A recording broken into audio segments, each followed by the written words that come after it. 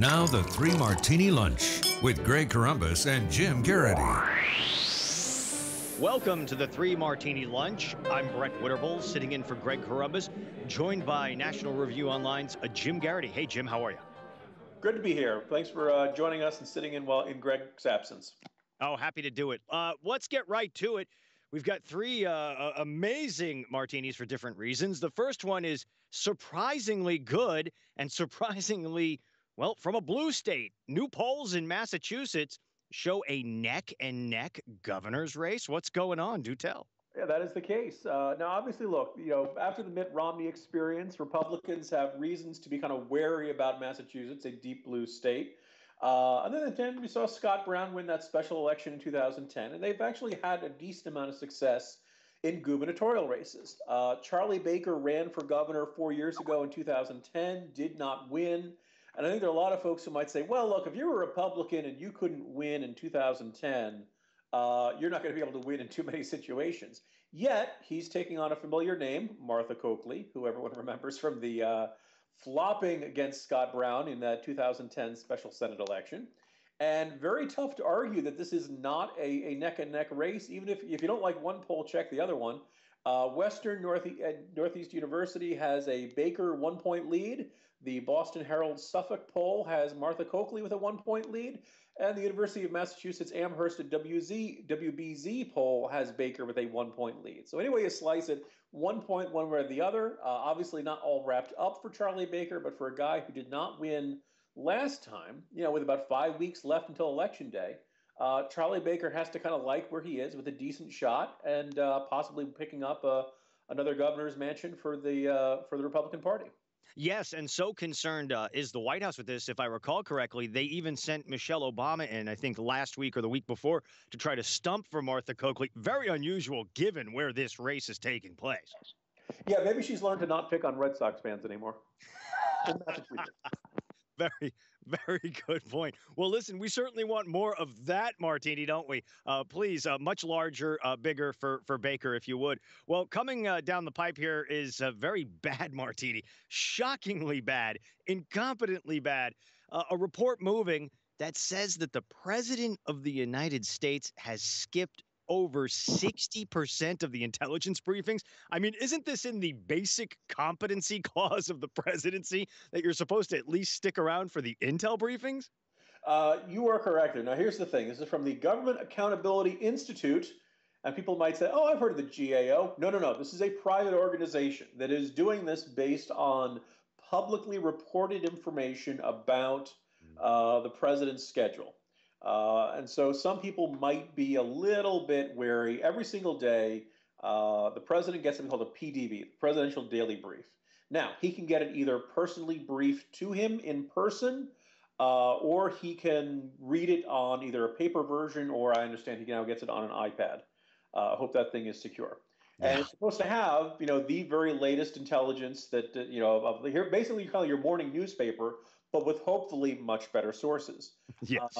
And according to what their review of the president's schedule, it says he has attended only 42.1% of his daily intelligence briefings.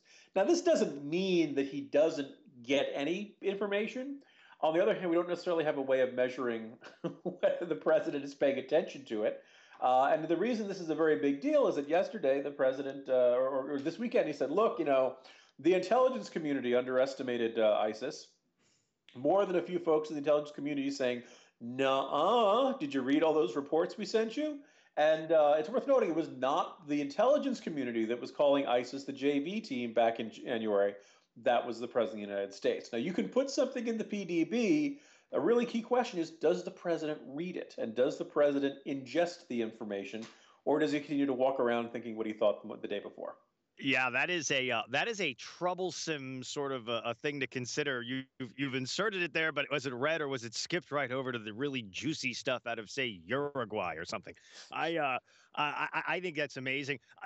As an aside here, though, Jim, it is terrific that you can blame an entire, say, a branch or piece of the government, as in It's the intelligence community. It's a lot like blaming, quote, the government. There's a lot of moving pieces there that can catch the blame, but you're just going to go with the broadest possible brush. Yeah, and also, look, as much as we might be bothered by, there's now obviously a very clear dispute.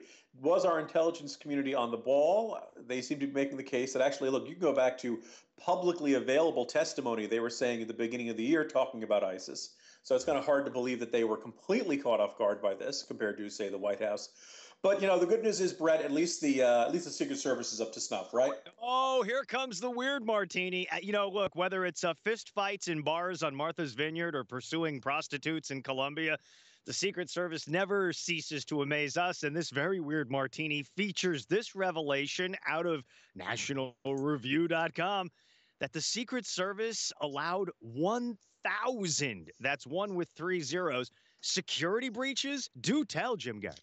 Yeah, so this is a more than first of all, there are three elements to this. The first is the Washington Post had a story yesterday saying that there was a shooting at the White House back in 2010, and that these shots actually went into the White House while the presidential daughters were in the House, much closer than they had acknowledged at the time. Then yesterday, this morning, the Washington Post has this just jaw-dropping story saying that the guy who jumped the fence last week not only got inside the building, but actually went pretty far into the White House, ran through several rooms, got past one Secret Service agent, which is just not what you come to expect from things.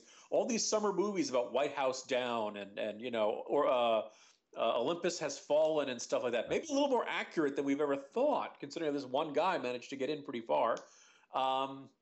And now Representative Jason Chaffetz, a Utah Republican, says that an internal Secret Service report revealed more than 1,000 security breaches and vulnerabilities. Now, we don't know how severe each one of those cases are. We remember the Salahis who managed to kind of bluff their way into a White House state dinner party.